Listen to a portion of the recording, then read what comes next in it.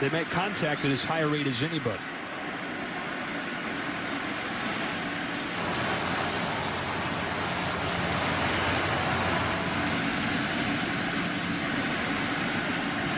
Here's the 2-0. Caught the corner, 2-1. I think that Buehler would like to live up there with Austin. He's been just missing down below, and when he can hit the lower part of the strike zone, that brings in that tight slider. The high fastball brings in the curveball. Just low. Lance Baird, who's normally a very pitcher-friendly umpire. A couple borderline pitches have gone the way of the hitter here.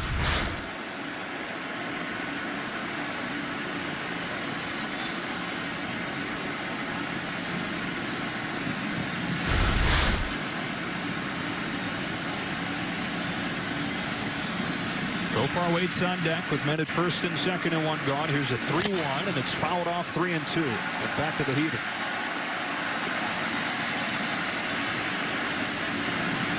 Just easy 99. That is just. He's not even trying it. Oof.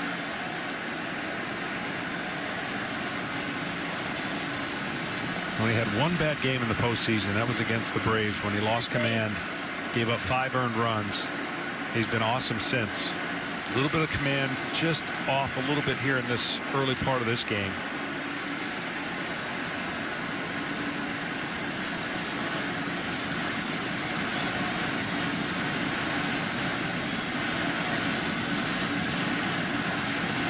Here's a 3-2. And he's walked the third hitter of the inning to load the bases. That is the first time this season that the Dodgers have issued 3 walks in 1 inning. And here comes the pitching coach, Mark Prior.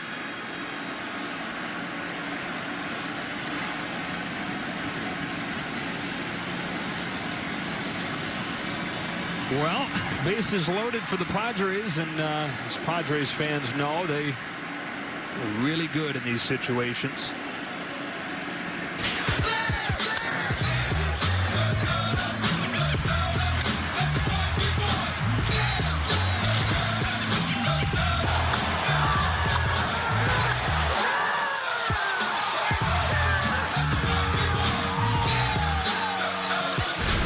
Two of those 7 grand slams came in this building. They had 7 total this year, including at that point 1 in 4 straight games and in 5 of 6. It really is amazing how contagious that was. Just to get that many times to have the bases loaded and then deliver. Well, now they've got a chance here to deliver and get on top. You can see the dugouts waiting to explode. Buehler's got to stay back just a little bit. Looks like he's rushing to get the fastball in the strike zone and pulling it down just a hair. So try and stay back. Maybe that's what they were telling him. Delivers strike 1 to the 9-hitter Jurickson Profar. Profar's having a career year as well. Now, this guy was Fernando Tatis Jr. before Fernando Tatis Jr. The next big thing, the #1 prospect in all of baseball. Debuted when he was 19 for the Texas Rangers, but then injured his shoulder. Missed 2 full years. He's been battling for playing time since, going from Texas to Oakland. Now in his first year with San Diego. Inside, 1 ball, 1 strike.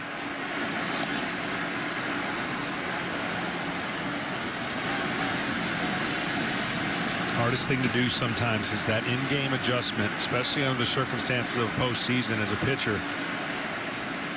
It's much easier when everything's clicking and you stay back and let the ball do the work, but been rushing on the front side, just getting a little too far ahead of it is Buehler. And now behind 2-1 with a couple of very wide misses. Yeah, and that's just, again, it could be a combination, a little bit of rust in the blister. And when you have those, you're kind of shelving some of your pitches, hoping to get by, so you don't have to go to the one pitch that might affect it the most or get it hot. The blister can't get hot. If the finger gets hot, you're in trouble. 2-1. Profar swings and misses 2-2. Tied him up with 99. If you have all your weapons, this is a great pitch, ties him up. If you have all of your weapons, the pitch that Profar would struggle with would be the curveball right here.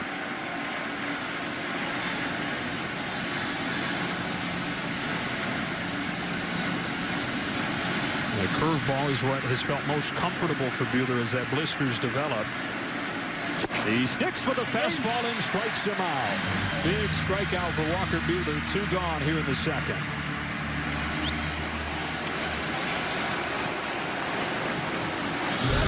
Tied him up inside. They set up inside, and just at the belt, you can see Profar trying to pull his hands in as quick as he could, but good luck on 98.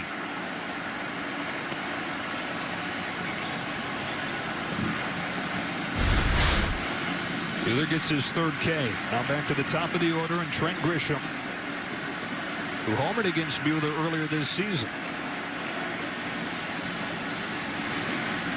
Huge moment early in this game, early in this series. First one from Buehler.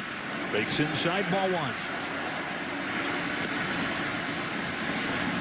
So that's his money pitch right there, and he threw that pitch because you feel like that they're going to try to jump your fastball, right? So you're trying to throw a swing and miss pitch that you hope will catch a part of the plate if he takes it. But that one was nowhere near to entice the hitter to swing.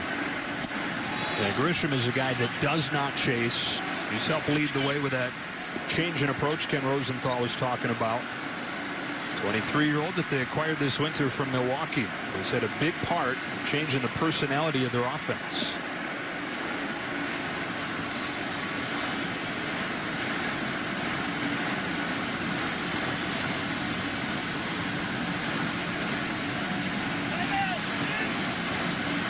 Problem with the bases loaded in scouting reports. I mean, they want to pound him in. That's how you get him out. But he's missed in, and now at some point he's going to have to come out, you know, over the plate a little bit, or run the risk of falling behind 3-0 with nowhere to put something.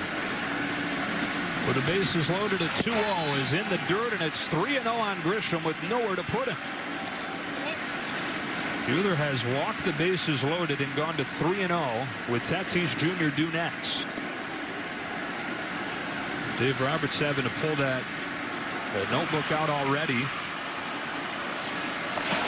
And you hear the pop of the glove. Blake Treinen already starting to warm. Strike 1. Well, it's hard. You gotta remind yourself that this is a home game for the Dodgers, right? Both teams are on the road. So in theory, right, you talk about a 5-game series, and the road team's got to win a game on yeah. But it's a neutral field, but it's still a home game for the Dodgers. On a 3-1, Grisham watches a pinpoint strike 2. Buehler's battled back to the doorstep of getting out of this mess. This is paint. I mean, there's nothing you can do. 3-0, 3-1. You're going to sit in one area as a hitter and try to, when you see it, let it go. Now all the runners will be moving on the pitch. Base hit will score at least 2. There they go. Here it comes. He struck him out, sticking with a fastball. They had the bases loaded with 1 out. Back-to-back strikeouts on high 90s cheese from Buehler.